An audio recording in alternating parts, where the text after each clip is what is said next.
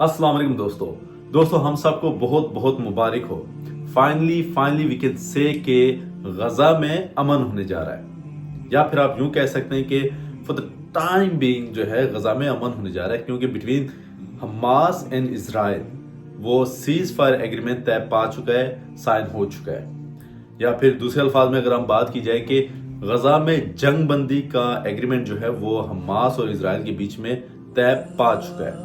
इसके अलावा दोस्तों ये कैसे हुआ, क्यों हुआ, बीच में सालिसी कौन थे यानी कि मीडिएटर्स कौन थे, ये सब बातें हम आपको इस वीडियो में बताएंगे। मैं उससे पहले आपसे रिक्वेस्ट करेंगे कि हमारे चैनल को लाइक कीजिए, सब्सक्राइब कीजिए और बेल आइकन के बटन को प्रेस कर दीजिए, ताकि इस तरह की और इंफॉर्मेटिव वीडियोस या फिर आप यूं कह सकते हैं कि दुनिया के हालात और वाकयात से हम आपको बाखबर रख सकें। जी हाँ दोस्तों, बेसिकली ये जो है बीबीसी की न्यूज़ के मुताबिक जो है ये कतर और यूएस को सारा क्रेडिट जाता है। उनकी जॉइंट एफर्ट्स हैं जो इस एग्रीमेंट को उन्होंने सफल, आम सिंपल वर्ड में कहते हैं कि ये एग्रीमेंट तक हमास और इजराइल को लाया।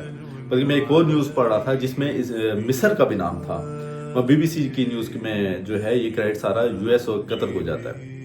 इसके अलावा दोस्तों ये जो है सीज फायर एग्रीमेंट के बाद जो फ़लस्तीन है, कल के दिन उसमें बहुत ही ज़्यादा सेलिब्रेशंस मनाई गई है इस डिसीजन को लेके। और ये बेसिकली ये डिसीजन है क्या, अब इसमें जंग बंदी होगी।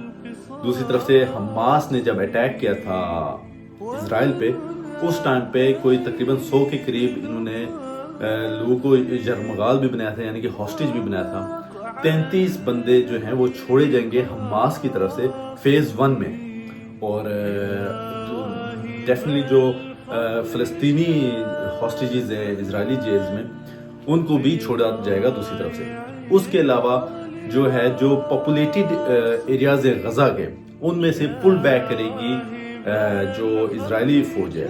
और इसके अलावा जो लोग जंग के टाइम पे इधर उधर चले गए थे, जो वहाँ के रिहायशी थे, उनको ज़्यादा दी जाएगी कि आप वापस आ जाए। और तीसरा जो बड़ा काम होगा फेज़ 1 में, वो ये होगा कि जी जो हंड्रेड्स ऑफ लॉरीज है, जो एड लॉरीज है, उनको अलाउ किया जाएगा कि आप यहाँ पे आ सकते हैं, इस टेरिटरी में आ सकते हैं। जो फेज़ 2 है उसमें फिर जो रेस्ट ऑफ हॉस्टेजेस है उनके ऊपर बात की, बल्कि बात तो हो चुकी है, उनको छोड़ा जाएगा। उसके अलावा जी जो उनको भी छोड़ा जाएगा, और बाकी छोटे मोटे और भी बातें थी, जो सारे ट्रूप्स को निकाला जाएगा वहाँ से। इसके बाद फिर जो फेज़ 3 आ जाएगा, फेज़ 3 में जी वो लॉन्ग प्रोसेस, उन्होंने लिखा है कि वो लॉन्ग प्रोसेस होगा, क्योंकि उसमें रिकंस्ट्रक्शन होगी गजा की, सारे मतलब चीज़ जो उन्होंने तबाह और बर्बादी किया गजा में वो सारी वापस होगी। तो उन्होंने लिखा है जी मैं it can take many years, तो मतलब वो ऑब्वियसली वो लंबा एक प्रोसेस है। तो इस तरह के मतलब 3 पोर्शंस में ये एग्रीमेंट हुआ है। और उसके बाद बेसिकली वैसे इससे पहले भी जो है जो हमास ने इजराइल पे जब अटैक किया था, और तकरीबन 1200 के करीब लोग जो हैं वो मारे गए थे इजराइल के।